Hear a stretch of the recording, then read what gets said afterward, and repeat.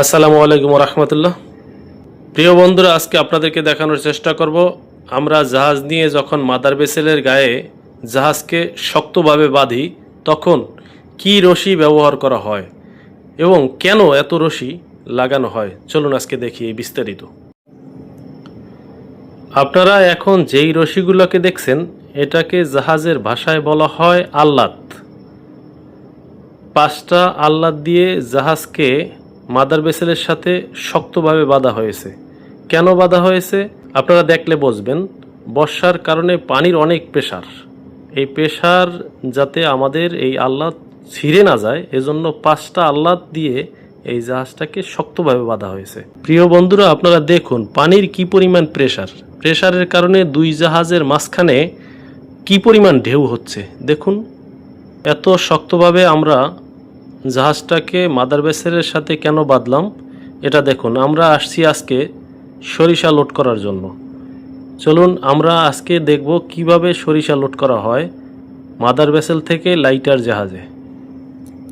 সরিষা নিয়ে আসছে যে গ্রাফ দেখতে পাচ্ছেন, এই গ্রাফটায় একসাথে 7 থেকে 8 টন সরিষা একসাথে নিয়ে আসে। যখন সরিষা ছাড়ে তখন মনে হয় ভূমিকম্প হচ্ছে। আমাদের লাইটার জাহাজের 4,500 টন ধারণ ক্ষমতা, অথচ দেখুন মাদার ভেসেলের ধারে আমাদের জাহাজটাকে কেমন দেখা যায়।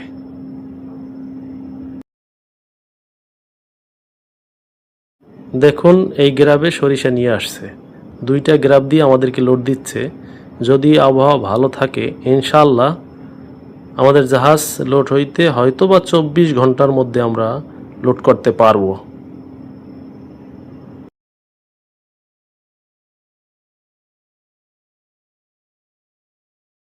গ্রাফ থেকে যখন সরিষা ছাড়া হয় তখন যে ভূমিকম্প হয় বলছিলাম, দেখুন যেই মাদার ভেসেল থেকে আমরা লোড নিচ্ছি, মাদার ভেসেলটা নতুন, খুবই সুন্দর।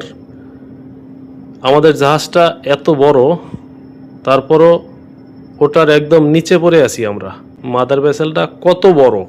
প্রিয় বন্ধুরা, আজ এ পর্যন্তই। যদি আমার ভিডিওটা ভালো লাগে অবশ্যই আমার চ্যানেলটাকে সাবস্ক্রাইব করবেন ইনশাআল্লাহ। আপনারা সকলে ভালো থাকবেন। আবার নতুন কোনো ভিডিও নিয়ে আপনাদের সামনে আসবো। আল্লাহ হাফেজ।